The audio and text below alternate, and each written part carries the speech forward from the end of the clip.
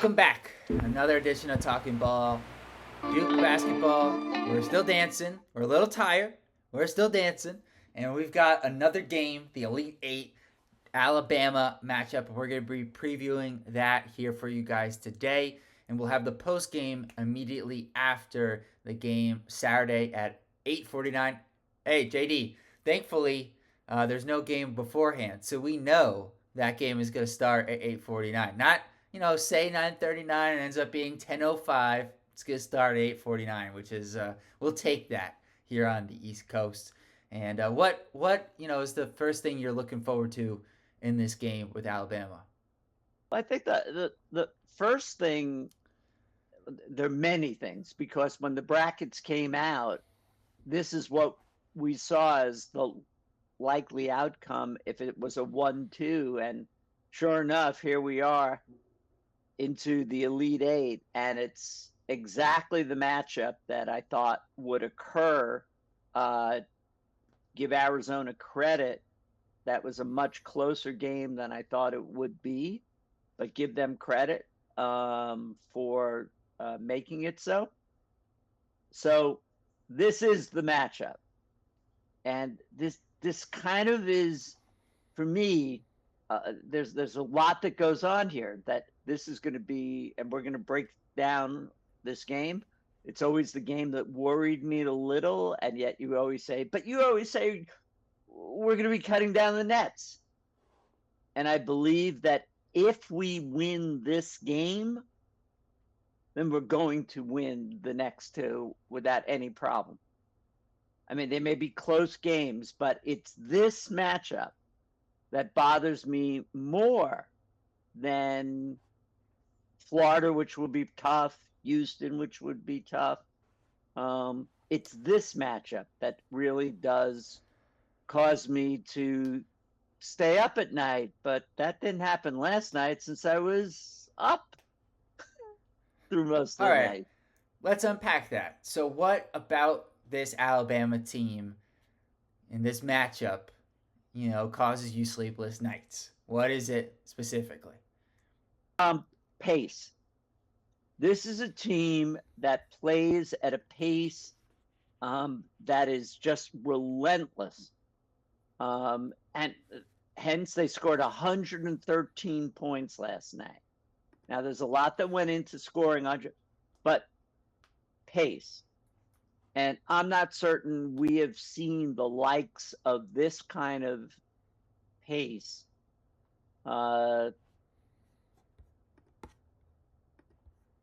recently. Let's just put it last 10 games. Although, you could say Arizona put up a good fight, but their intent as a team, Alabama, is to play completely up tempo. And it's going to cause us to make some decisions. Now, what causes me to lose sleep? Well, all right. If you're going to shoot 25 of 51 threes, I guess you're just not going to win if you're the other team. I mean, that's just insane. They had 75 points just from their threes. And if you're shooting at that percentage from 3-point range and putting up that many shots, but I don't think that's going to happen against us. So those are among the reasons why I lose sleep. Could they catch fire again? It's March Madness. It's always possible. But In terms of pace, the only teams that Duke has played, I was trying to. It was a good topic you brought up, so I was trying to do a little research as you were saying it. The only teams that are similar, again, Alabama is number one in pace, and the average number of possessions per 40 minutes.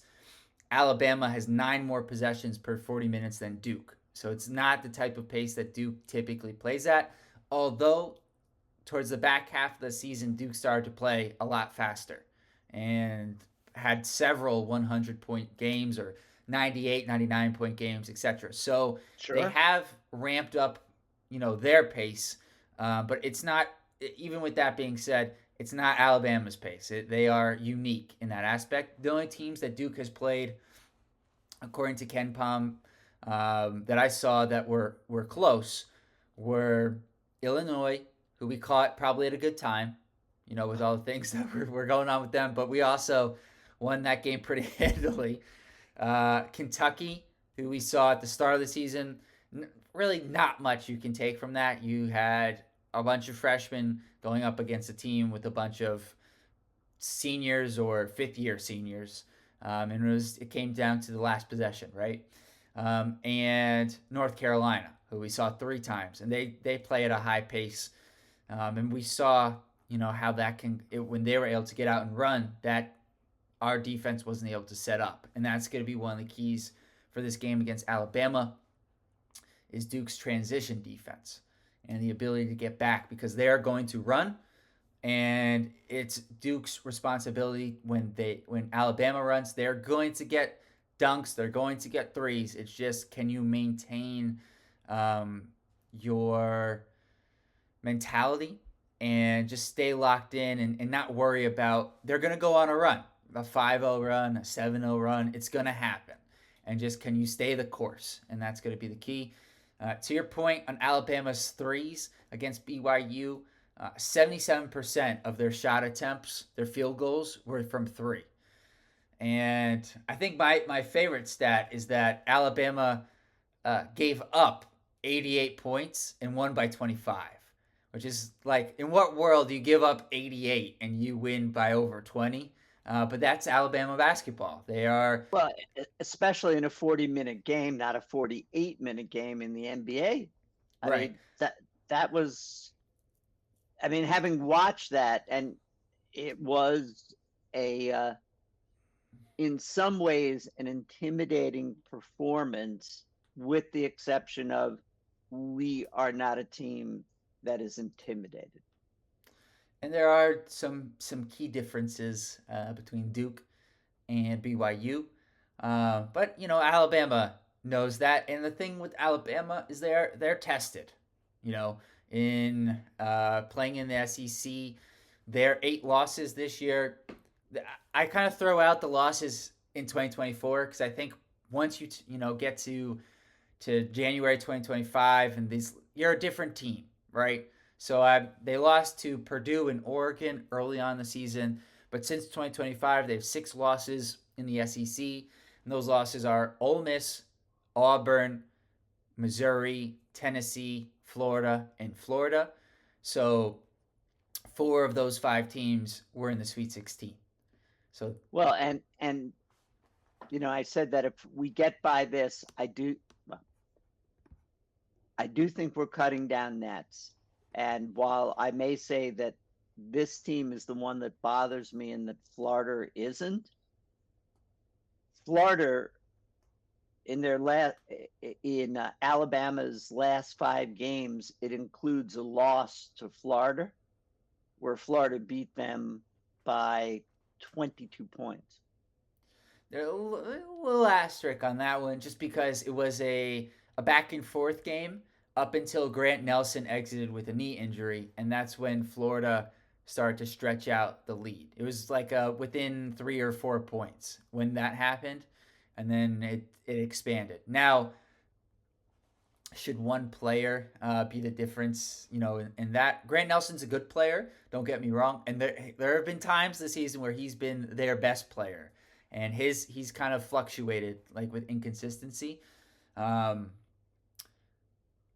But I think, Alabama, in this matchup versus Duke, it's going to be about, at the simplest form, you've got a tremendous high-paced offense, and Duke with a really stout defense with good size.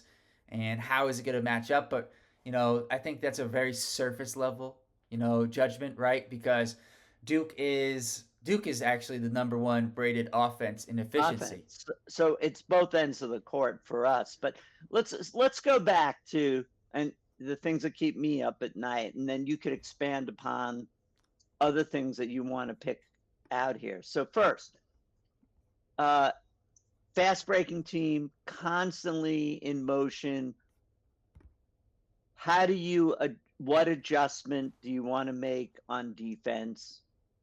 in order to try to accommodate their high pace? It's not so much about the defense, it's about the offense. And I know that may sound backwards, but one of the keys for Duke in this game is going to be take good shots and not turn the ball over because that will create opportunity. Alabama's going to run off of made shots. They're going to run at every opportunity. But if Duke can limit Alabama's ability to run in transition as much as possible, where they have the advantage, which would be off of bad shots, where there's a long rebound, they can get out and run, or live ball turnovers. Those are two areas where Duke's offense will have to help their defense. Uh, Okay, good points. And the second thing was the number of threes they want to attempt. How do you adjust for their 3-point shooting? they're going to shoot threes. They just shot 51. I don't, even if you were able to cut that in half, that's still 25 threes, which is just under their average. And I Right. expect them to still get 25, 33s. We're going to do a good job because Duke is not going to go under ball screens for the most part. That's going to be a key for us. We're going to have to stay locked in at the beginning of this game. We can't, the way it started with Arizona, Del Orso got a couple of wide open threes. That can't happen at the start of this game with Alabama. And it specifically can't happen for a couple of players: Mark Sears, Aiden Holloway, and Chris Youngblood. If other guys hit threes, listen, they have a lot of weapons, just like Duke. So you've got to kind of pick and choose. And it's about who are you going to let shoot the three and how do they get their threes. So are they open threes where, they go under a screen, for example, or are they contested threes? And that changes, the percentages for Alabama. And one of the key stats for Alabama, and this isn't necessarily a huge surprise, but it is kind of staggering to see the difference. So Mark Sears, he's their best player. He's their leading scorer. In their wins, Mark Sears has shot 38% from three, which is just above his season average, okay? In their losses, Mark Sears is at 24%. That's a big difference. And I know, obviously if they're more likely to lose the game if he's not hitting his threes, but we're not talking, 38% to 32%. It's a 14 percentage point delta there. And so I think if Duke can make Mark Sears take tougher threes, it's going to be advantage Duke. If Mark Sears is able to get open looks like he did against BYU, it could be a long night for Duke because he is certainly, while Alabama, just like Duke, can win if Mark Sears doesn't have a great game, the margin of error for Alabama goes down. Everyone else has to be that much better. Same with Duke. If Cooper Flagg doesn't have a great game, Duke can still win, but the margin of error shrinks considerably. Proctor or Sion on Sears? I think Proctor to start because Sears, I don't know. Sears he's a tough matchup. There's a reason he came into the year as a projected, National Player of the Year candidate. And the reason I kind of hesitated there, I'll explain my thought process, was he obviously he just hit 10 threes. So he's a tremendous three-point shooter. So I think Proctor does a better job of guarding out on the perimeter. Having said that, Sears is a strong guy. I know he's 6'1", 190, but he is strong. He's able to create space and separation. And Sion is much more suited to deal with the offensive physicality that Mark Sears will bring. So I honestly think it will be a combination of both. I think we've talked about how the NBA player that Sears reminds us the most of is actually Brunson. Lefty, small, doesn't quite. I don't know anyone that has the body control that Brunson has, which has turned him finally into the recognition he deserved as an all-star. Okay, so those are the three things. A lot of height. They can be real. They could be really big and match up well, and then they have bench height. What do we do about their height? We should grow. I don't know. What should we do? We can't Where, change the where height. the isn't it kind of funny that they have four big men that are part of the rotation, and those are like 6'11" guys, 6'10", Yep. and at 250 pounds, 230 pounds. I mean, they're big guys, and yet everyone always talks about Duke being, on average, the tallest team because of the size of our guards, and also that we have 2 7-footers. So we had a game in which both Mal and Gangba were in foul trouble early. Yep. And that changed it to a degree that Coach Shire even brought Malik Brown out for a couple of minutes. And then, thankfully, for Malik's sake and for Duke's sake and everything, where we may need him more against Alabama, he didn't risk any more than he had to. And fortunately, I think it was just Gangba that fouled out, and Malik made it to the end with 4 fouls. But Mal made it to the end with 4 fouls. So what do you want? I mean, a lot of height there. Yep. And so And stay out of foul trouble? I mean, well, of course. I mean, as much as I don't even want to go into the conversations we were having about the third group of people on the court last night, but yeah, that's obviously key. The other thing, though, is okay. Let's go through their 4 big men right now. We'll start going through the Alabama roster. So their starters are Nelson and wait, let me make sure I got this right. Cliff Omori, who is a phenomenal defensive center, and they are 6'11". Nelson 6'11", 230. Omori is 6'11", 250. Off the bench, it's Jaren Stevenson, who's 6'11", 215, 220, and Aiden Sherrill, 6'10", 240. 3 of those 4 guys can shoot the 3. Sherrill is, I think, the best percentage-wise. Stevenson and Nelson shoot it more often. Nelson has not had a good shooting year, but when he does connect, he seems to have huge games. And it gets him going, and Alabama tends to play well.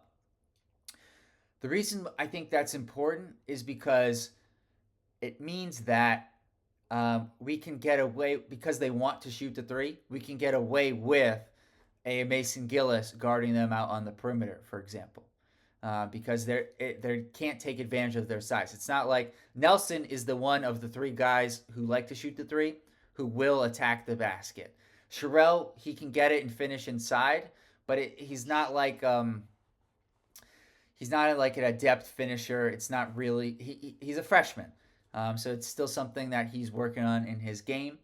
And Stevenson is more likely to want to take the 3, although he will go inside as well. But he's not as good as Nelson. But this is the thing with this Alabama team. All these guys are capable. Last year in the Sweet 16, Jaren Stevenson hit 5 threes against North Carolina. He had a huge game. So he hasn't had a great season. He hasn't really built off of that success that he had in the Sweet 16 last year, but he's fully capable. And Duke has a lot of guys like that too, which we'll get into here shortly. The starting lineup for Alabama is those two bigs, Nelson and Omori. Um, Omori, jeez, Amore. I'm, I don't know what it is with his last name, but I am struggling.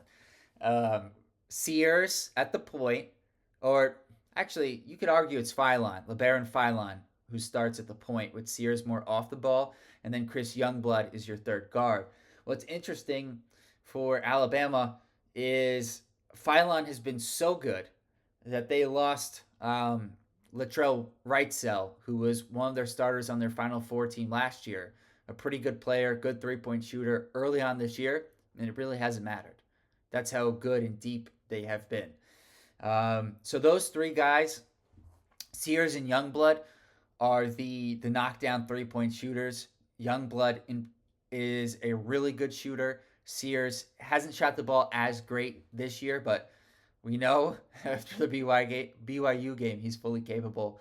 And Phylon, he can hit the three, but he prefers to attack the basket, create plays for others, and him and Youngblood are good defenders as well. So that's kind of the starting five. And then off the bench, you've got Aiden Holloway, who is the 6'1". He's the only small guy coming off the bench. 6'1", transferred from Auburn, who is he can be a little bit streaky, but he's been pretty consistent, I would say, for the most part for Alabama this year, and he had a huge game as well. If Sears didn't hit 10 threes, there'd be a lot more talk about Holloway's performance off the bench. I think he had 6 in the game against BYU, and he can certainly get it going. And then Darian Reed was Aiden Sherrell's teammate in high school. He's been a part of the rotation after coming back from injury. He's 6'8", 220. And then lastly, honestly, my favorite player in Alabama is Mohamed Diabate, who is not a three-point shooter, which is kind of bizarre. He will shoot them occasionally, but kind of bizarre for the philosophy of this Alabama team. He won't be my favorite player Saturday night, I'll tell you that. And the reason I enjoy his game is because he is the classic glue guy, the hustle guy. He gets a ton of rebounds. He gets loose balls. He gets steals, deflections. That's Diabate. So he's kind of their answer for Duke's Malik Brown, if you will, in a different way. So that's the breakdown of Alabama's roster and their 10-man rotation. So let's spend some time focusing on why we're confident that Duke will come out on top. And you've been alluding to there are some adjustments that Duke had to make in order to take on Alabama. And I think one of your answers before was really good, which was it's not how we play defense as much as how we play offense and what opportunities we give Alabama to be able to get out and run. So what other adjustments do we need to make in order to come out with the win? I don't think it's necessarily like massive adjustments. I think our defense, we've got to play better defense than we did with just more physicality. And I listen, that's kind of easier said than done because of how the game Thursday night was officiated, which changed the way Duke had to play defense. I understand that. But I'm hopeful that this game against Alabama will be a little bit different in terms of how it's called. And that will allow Duke to be the physical team that they've been most of the year. And even when they have had weak moments during a game, they've always been able to find it at some point in the game. But Alabama's going to score. There's no doubt in my mind they're going to score. The key for Duke on the flip side is going to be, can Duke generate turnovers from Alabama? I think turnovers are going to be a key battle because if you look at the 6 losses Alabama has had in 2025, I'm going to just go through their turnovers and how many turnovers their opponent had. Okay, so Ole Miss, this was an anomaly, but they had 21 turnovers, and Ole Miss only had 7. Against Whoa. against Auburn, they had 7 turnovers. Pretty good, honestly. Yeah. Auburn only had 4. Missouri game that they lost 110-98. It was a game in their style. Missouri had Alabama had 14 turnovers. Missouri only had 8. Against Tennessee, which was a very close game. It was even 12-12. Against Florida, the first time they actually won the turnover battle. The only time they had one win, one tie, and then 4 losses in these 6 in the turnover battle. So they had 6 turnovers versus Florida's 10.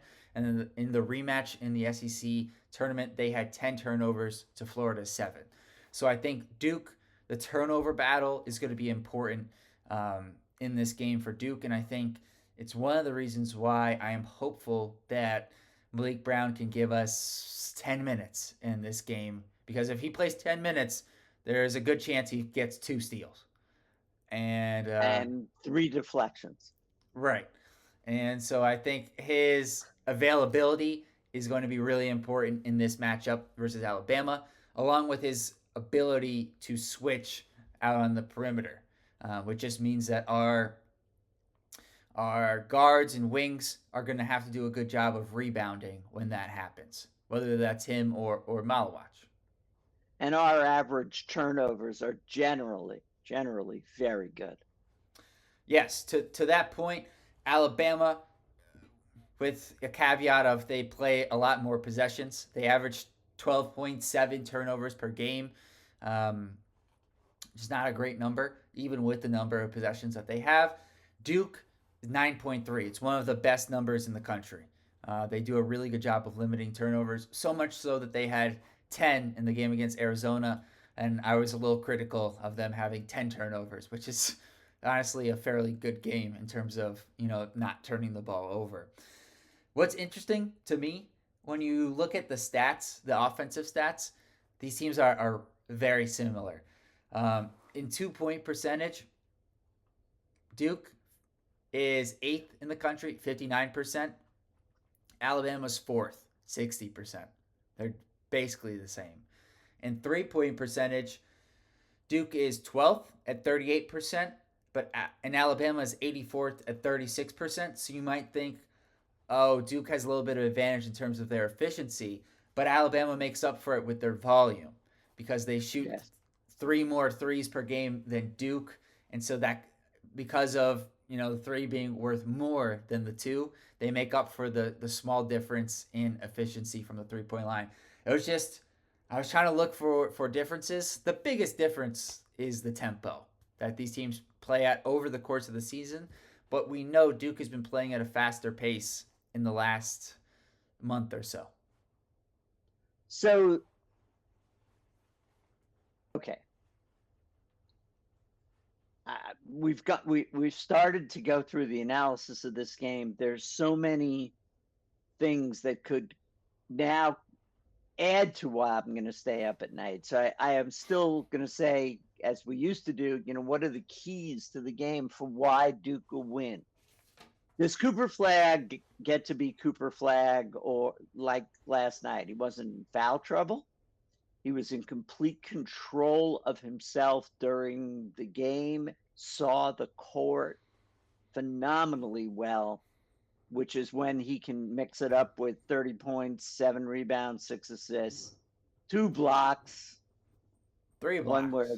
3 blocks. One where he almost killed somebody, the one where he came – I think Mal couldn't get to it, so he jumped past Mal and just – it was like, where did he even come from? All right.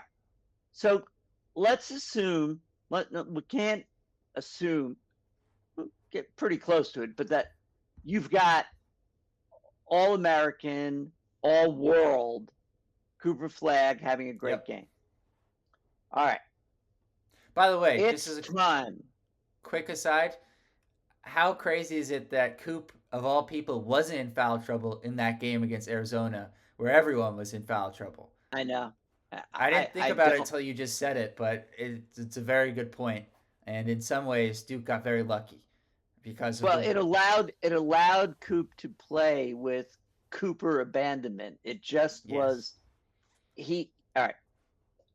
It is clearly, if ever there was a game that had quick draw written all over it, this is it.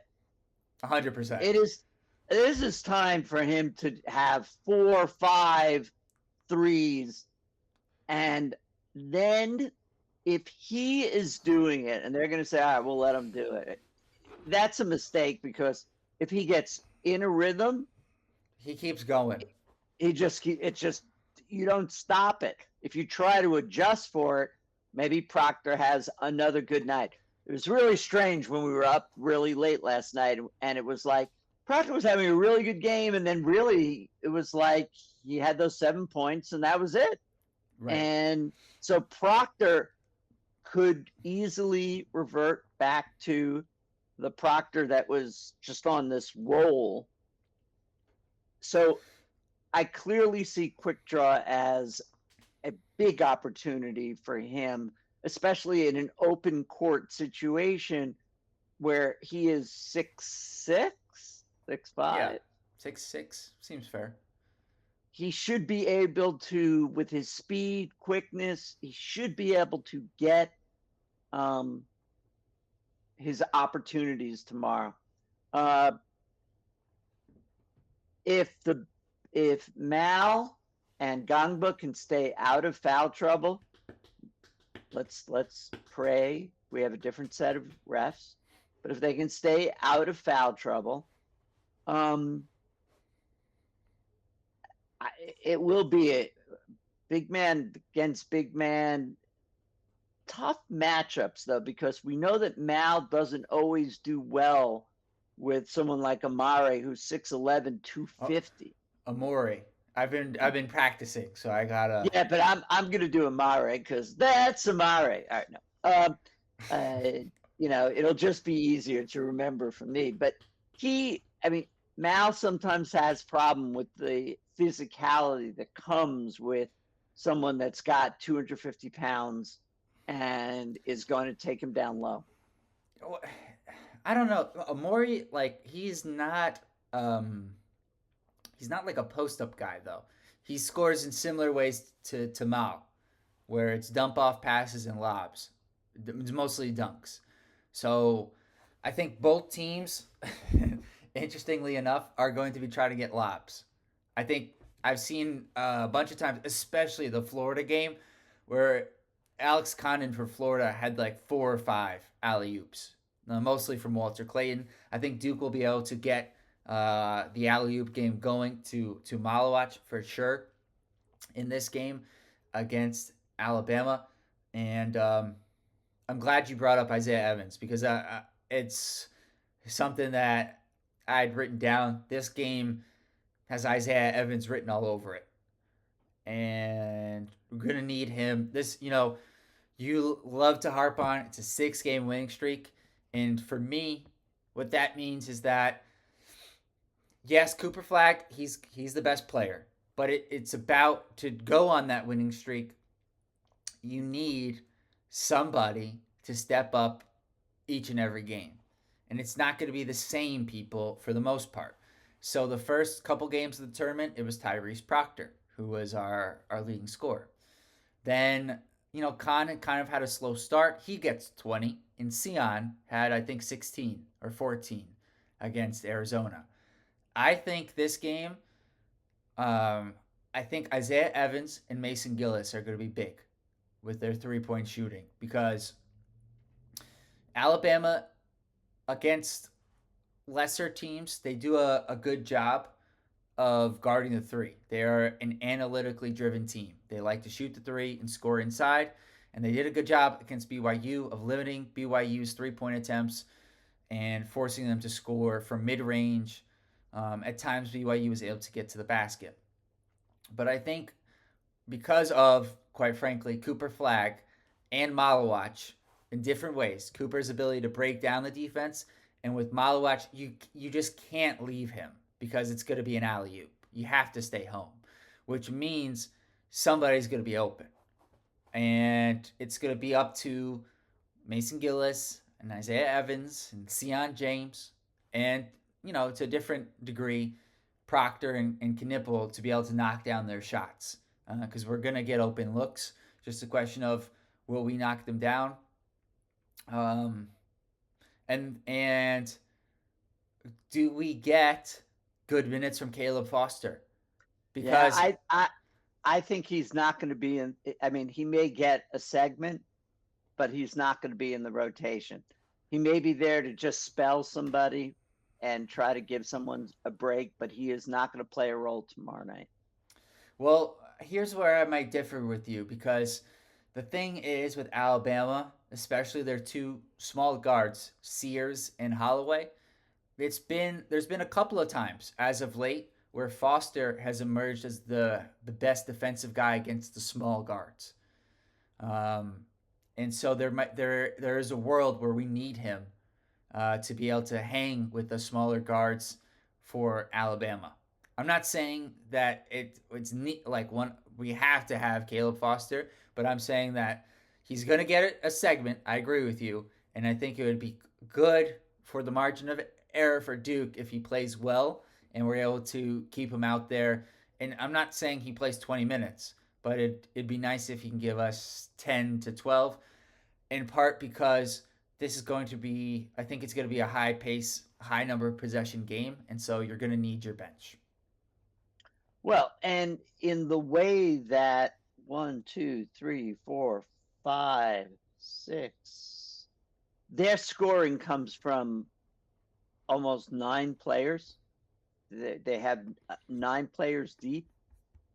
The complete package that we saw last night, with the asterisk next to Proctor, of the distribution of the points, because we were pointing, we made a point of saying that Coop had 30, Khan had 20, somebody else had to have another 50 points. And sure enough, as we went through, Sion contributed, Gangba contributed, Mal contributed. I mean, it was a really nice spread of the scoring. We're going to need the contributions from other players because, let's face it, from here on, it is likely that we're going to see a first-team All-American on the opponent. We got probably the best of them. But this game, it's Mark Sears. We're going to probably or see, depending on how it works out, but Walter Clayton in Florida. Well, we're a few games away. We're one game at a time. We're one game at a time, but we're cutting down nets. And then there'll be the rematch with John A. Broom, if that's how it plays.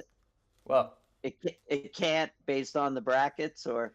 Well, no. All I was gonna say was it has theoretically it would have to be either Walter Clayton or Janai Broom because they're on the other side of the bracket. They're both, so they okay. We're going to see top level competition. Let's show and we're going to come out on top tomorrow night, despite all of the analysis that we've done.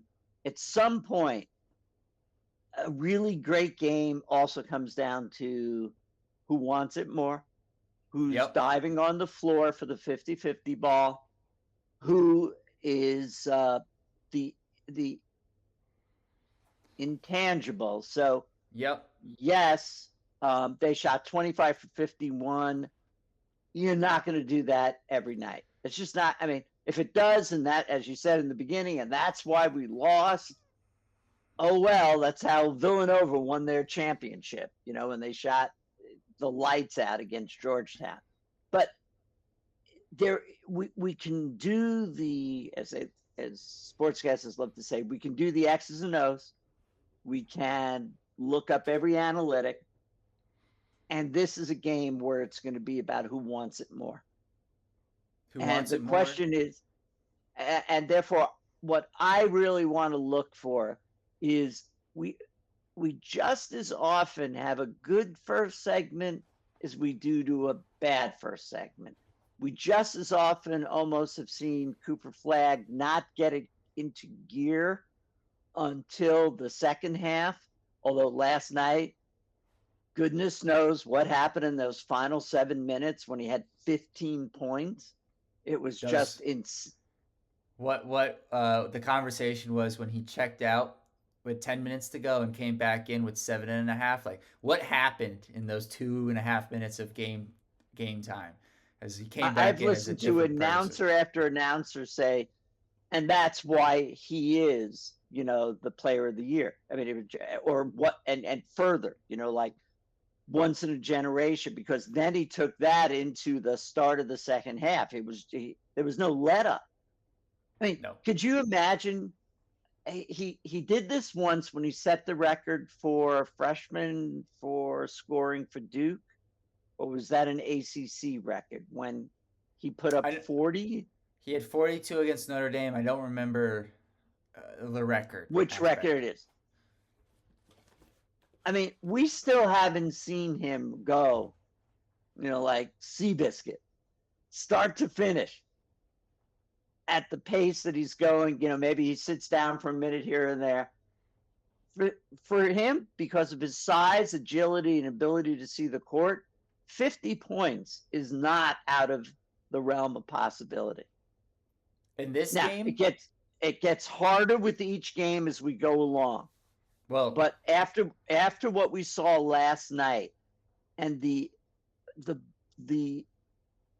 totality of the 30 points happening within almost 10 minutes.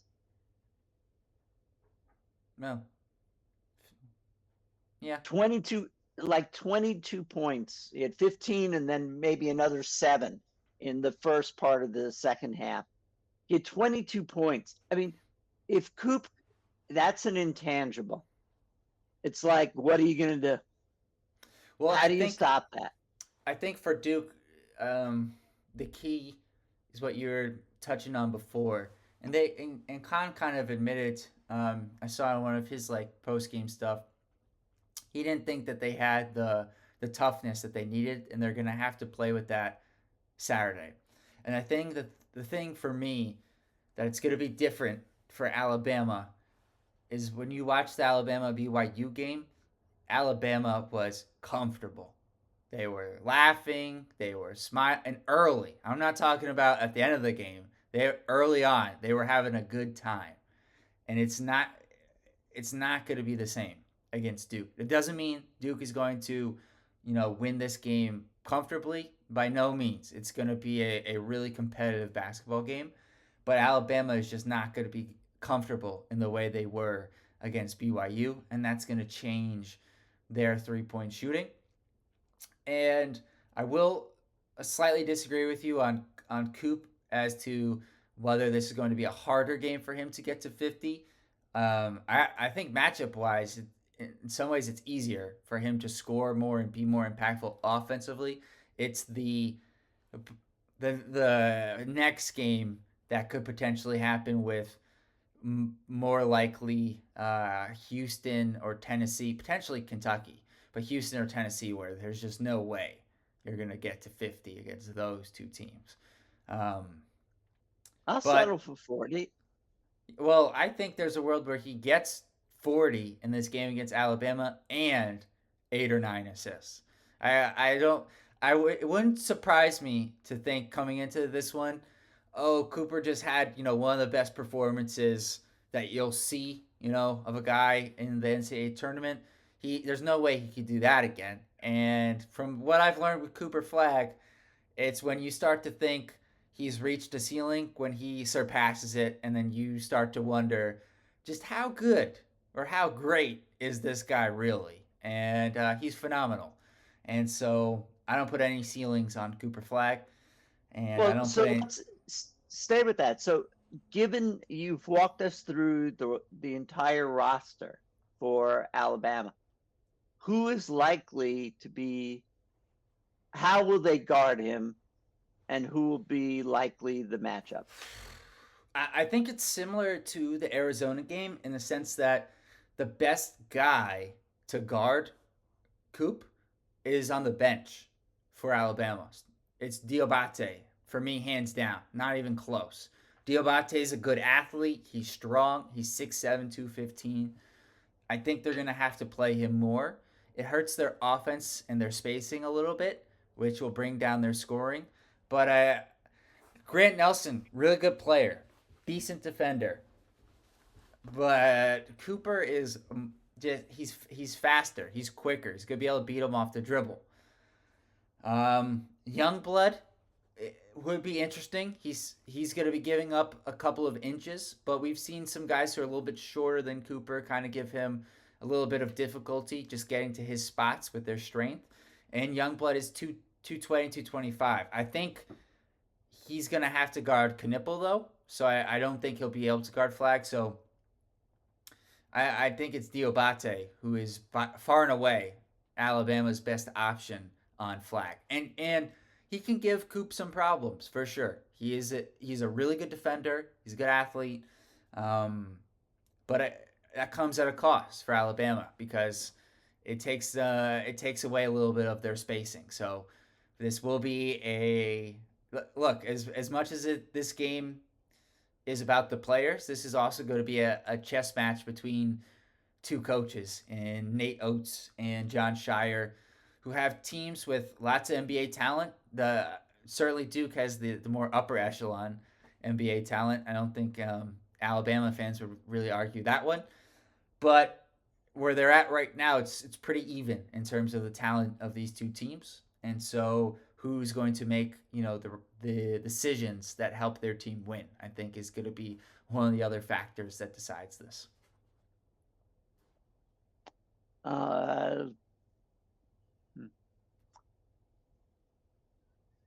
Anything else?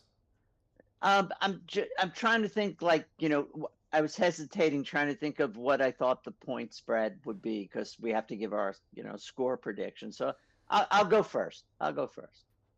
Wait, before you do, make sure to drop your score prediction in the comments. Hopefully we can get somebody a little bit closer than the Arizona game, which JD definitely won that one. So hat tip to you. And subscribe. Should have done this earlier, JD. We got to be better. But subscribe to the channel. Make sure you like this video and share it with your friends. All right. Take it away. We should have done that earlier. Put it in the title. Hey, Duke, Alabama preview. Subscribe to put it in there earlier. All right. Look, I think that the score is going to be just like I thought, and I was wrong by 10 points for both teams, but not the spread. I had it at 89-84. Honestly, I don't see this game much differently other than it's even going to be closer. We were uncomfortable at the end of last night's game. This game will be high 80s, low 90s, 91 Duke to 88 Alabama. Wow, that's crazy. You want to know what my score was? I wrote it down. Didn't change it. I know sometimes you've maybe taken one half of my score and applied it to yours. I don't need to take your score to come up with my score. Go ahead. What's your score? Well, one time you did, but well. That is not. Look, that didn't happen. It's recorded. It's record. We know it happened. We know the same score, but it was written down. Go ahead. Well, you told me. That's how I know. You said I'm gonna take your 85 points. So, all right. What made me laugh is because I had Duke 94, so a little bit different, but Alabama 88. That's what I had written down. I think. So you took my score. Oh, but that I made the point of saying I should have shown it, but that was my point in saying I had it written down. So And Yeah, is it one of those? And is it one of those games with your score where you have a 6 point spread or five yes, point yep, spread? 6 point spread. Six. And is it one of those games where the lead is bigger, but fouls make this final score closer? Or do you think it's going to be right down to the wire there and actually another bucket by Duke at the end is what makes it a 6 point game? Um, I think it's gonna be a close game. I think Alabama is going to have a 5 or 6 point lead, maybe 8 point lead in the first half, and then I think Duke's defense will help them get the lead back. And I could see it going back and forth early in the second half, but I think Duke will take the lead and not give it back. Um, it seems to be, as the competition has gotten a little bit more difficult, that moment has come a little bit later in each round, right? With Michigan, not Michigan State, Baylor, same color, very different team. It was what, the 8 minute mark of the first half. With Arizona, it started, I guess you could say, at the end of the first half, but it was really the start of the second half, right? And then this one, I think it'll be around the 10 minute mark in the second half where Duke creates a little bit of separation. They're up by 8 to 10 points, and they finish winning by 6. That's how I see it. But Okay. it wouldn't shock me if this one comes down to the final 2 minutes and Duke is, in a dogfight and it's a one possession game, like your score. Well, like I said, we take them one at a time. And you've always said, but how does that jibe with you saying, but we're cutting down the nets? Because you play them one at a time. You just do. And you play it one at a time, and that there is only one mission for Cooper Flagg. In Cooper, we trust. And there's only one mission, since, as you often want to remind me, that I'm in dreamland when I think there's a world that it could have Cooper Flagg coming back, that this is the only time that he has where he can make the run and tuck it under his belt to be a national champion. And in the end, Cooper Flagg will make the difference. And that's how Duke will win. Yeah, at the end of the day, with two teams that are pretty evenly matched, I would say the difference might just be at Cooper Flagg. It's Cooper Flagg and Mark Sears, and who plays better on a given day. And I'm gonna put my money on Cooper Flagg, and Well, I'll leave it at that. And the only other thing I will say is with Cooper, as much as we wanna have the pipe dream of Cooper coming back, something that I know we've talked about, especially after what he just did. He doesn't get better as a basketball player coming back to play against college level players. He just doesn't. It doesn't help him with his basketball development. So he's got to go on, as he did this year, where he decided there's no need for him to spend another year in high school. Let's reclassify and get to college a year earlier. He doesn't gain anything. He doesn't get better by playing against college players for another year. And he only risks injury. And so the number one thing I'm hoping for, putting everything else to the side, is that Duke plays this game healthy and in a game where phantom foul calls don't affect the game. If they're real fouls, we can live with that. We can certainly live with that, but not those phantom ones. So with that, JD, any closing thoughts here before we wrap up? nope. And Cooper, we trust. I think we got it there. And, I'll just, for our Duke brotherhood, thinking back to the Zion, RJ Barrett, Cam Reddish team that we thought had that chance for a national championship and then lost in the Elite Eight. Michigan State. Michigan State. the comparison is often made is to the electrifying nature and the sheer joy of watching Zion Williamson during his year at Duke and Cooper Flagg. And I think to cement and end any discussion about who is the best player to come out of Duke, and it's going to be Cooper Flagg, he's going to take us to a win tomorrow night and then onward.